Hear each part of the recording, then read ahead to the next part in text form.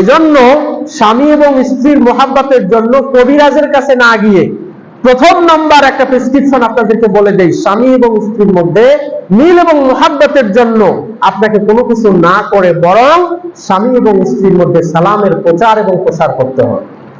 স্বামী স্ত্রীকে সালাম দিবে, স্ত্রী ও স্বামীকে সালাম দিবে। আর এই সালামটা হবে শুধুমাত্র একটা প্রচলন নয়, বরং অন্তর থেকেই তার জন্য আমি শান্তির জন্য দোয়া করব, তার জন্য আমি বরাকাতের দোয়া করব, তার জন্য আল্লাহর পক্ষ থেকে রহমতের জন্য দোয়া করব।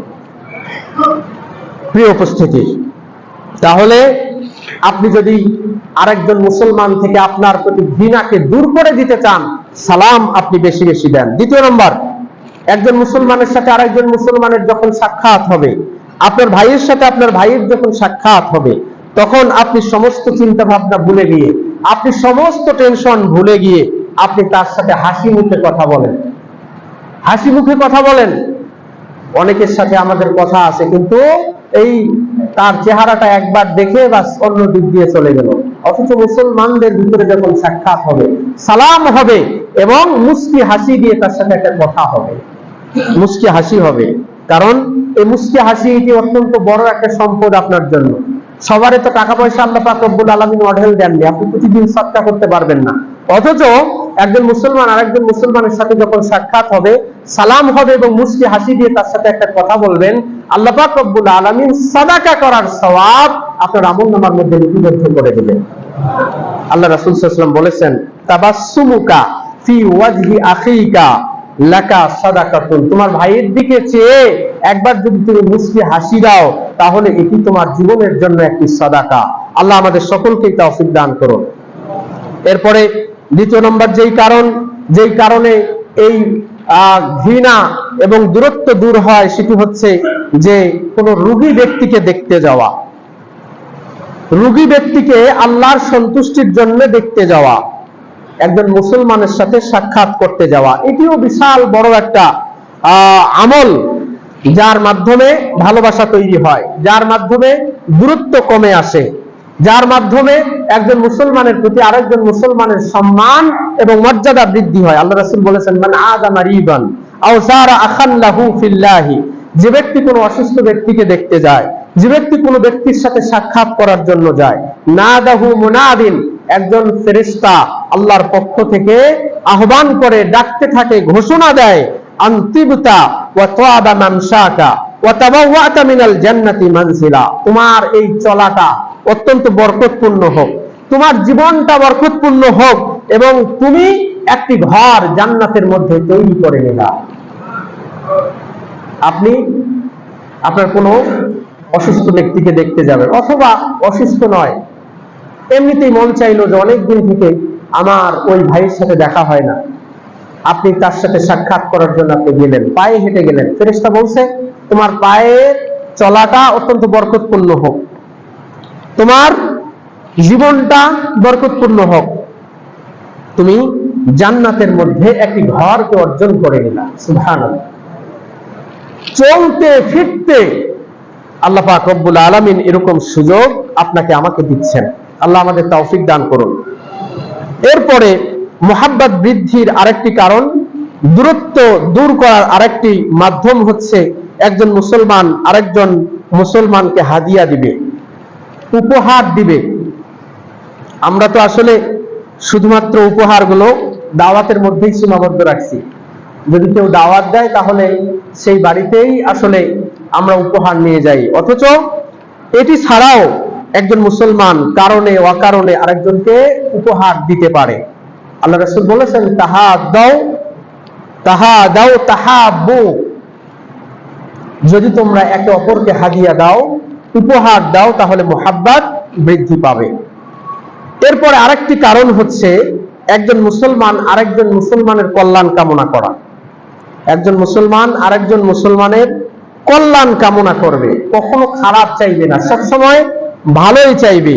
এই ভালো চাওয়া একজন মুসলমান আরেকজন মুসলমানের জন্য যে চাবে, এটি ইসলামের গুরুত্বপূর্ণ একটি বিধান।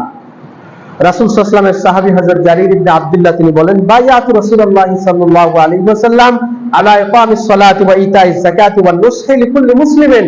আমি আল্লাহ রাসূলের কাছে বায়াত গ্রহণ করেছি একটি কথা প্রথম নম্বর কথা হচ্ছে যে নামাজ আমি কায়েম করবো। আল্লাহ রাসূলকে কথা দিয়েছে নামাজ কায়েম করব, ওয়া ইতাইজ যাকাত, যাকাত প্রদান করব, ওয়া নুসহি লিকুল্লি মুসলিমিন, এবং প্রত্যেক মুসলমানের কল্যাণ কামনা করব।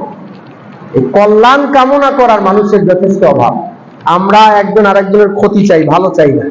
এই ভালো না চাইলে পরে আপনি প্রকৃত মুমিন হতে পারবেন না। আপনি আরেকজন মুমিনের সদা সর্বদা আপনি কল্যাণ চাইবেন, আপনি ভালো চাইবেন, যেন আমার এই মুমিন ভাই, আমার এই মুসলমান ভাই, সে যেন সুখে শান্তিতে থাকে, সে যেন দ্বীন ইসলামের উপর অটল থাকে। এই সমস্ত প্রচেষ্টা আপনি চালাবেন। এরপরে আরেকটি হচ্ছে ভালো কাজে তাকে সাহায্য সহযোগিতা করবেন। তাআওয়ানু আলাল বিররি ওয়াত তাকওয়া, আল্লাহ বলেছেন তোমরা উত্তম কাজ, ভালো কাজে সাহায্য সহযোগিতা করবে, তাকওয়ার কাজে সাহায্য সহযোগিতা করবে। এরপরে সর্বশেষ যে বিষয়টি বলতে চাই সেটি হচ্ছে ভালোবাসা বৃদ্ধির আরেকটি কারণ হচ্ছে মানুষের কথা মনোযোগ সহকারে শ্রবণ করা। আমরা মানুষের কথা শুনতে চাই না, আমরা বলতে চাই, শুনতে চাই না। অনেক সময় আমরা আছি যে একজন একটা কথা বলবে, বলার আগেই আমরা তাকে ধরে ফেলি, আরে তুমি কথা বলা বাদ দাও। অথচ বলার সুযোগ দিতে হবে। আপনি যখন ওই মানুষটার কথা বলার সুযোগ দিবেন, মনোযোগ সহকারে আপনি যখন শুনবেন, সেই মানুষটার সাথে আপনার ভালোবাসার একটা সম্পর্ক তৈরি হবে। সেই মানুষটা আপনাকে ইজ্জত করবে, সেই মানুষটা আপনাকে সম্মান করবে, যে না, এই মানুষটা আমার কথা শুনে। হযরত আতা ইবনে আবি রাবাহ তিনি বলেন যে যখন কোনো মানুষ কথা বলে তখন তোমরা শোনো তার কথা। এবং তেনার একটা স্বভাব ছিল, যখন কোনো মানুষ কথা বলতেন এমন ভাবে তিনি শুনতেন যেন এই কথা জিন্দিগিতে তিনি আর কোনোদিন শোনেননি। অথচ আতা ইবনে রাবাহ বলছেন যে এই কথাটা আমি অনেকবার শুনেছি, কিন্তু এমন ভাবে মনোযোগ সহকারে আমি শুনতাম যেন ওই বক্তা বা ওই বলনেওয়ালা আমাকে মনে করত যে এই কথাটা মনে হয় আমি জীবনে কোনোদিন শুনি নাই, যার কারণে আমার প্রতি তার শ্রদ্ধাটা বেড়ে যেত। আমরা এরকম কোনো কিছু করবো না যে মানুষের কথা শুনবো না, মানুষের কথা শুনবো এবং তার কথাটা মনোযোগ সহকারে শুনবো। যখন এরকম স্বভাব তৈরি হবে তখন আপনার প্রতি মানুষের ভালোবাসা বৃদ্ধি পাবে। আল্লাহ পাক রব্বুল আলামিন আমাদেরকে এই বিষয়গুলো বোঝার তৌফিক দান করুন, আল্লাহুম্মা আমিন। প্রিয় উপস্থিতি, সর্বশেষ গুরুত্বপূর্ণ মেসেজ হচ্ছে যে আমরা মুসলিম সম্প্রদায়ে বসবাস করি, মুসলিম অধ্যুষিত এলাকায় আমরা বসবাস করি। আমাদের ভিতরে একটা গুণই নিয়ে আসতে হবে, সেটি হচ্ছে আমরা কোনো মুসলমানের উপরে শত্রুতা, হিংসা, বিদ্বেষ এবং তার প্রতি খারাপ ধারণা আমরা পোষণ করব না। আল্লাহ পাক রব্বুল আলামিন আমাদের সকলকেই তৌফিক দান করুন। যদি এরকম স্বভাব প্রত্যেকটা মানুষ, প্রত্যেকটা মুসলমানের ভিতরে আসে, তাহলে আমাদের সমাজটা সুন্দর হবে, আমাদের দুনিয়া সুন্দর হবে এবং আমাদের আখিরাত সুন্দর হবে। আল্লাহ পাক রব্বুল আলামিন আমাদেরকে তৌফিক দান করুন, আল্লাহুম্মা আমিন। বারাকাল্লাহু লানা ওয়া লাকুম ফিল কুরআনিল আযীম ونفعني وإياكم بالآيات والذكر الحكيم. أقول قولي هذا أستغفر الله لي ولكم ولسائر المسلمين.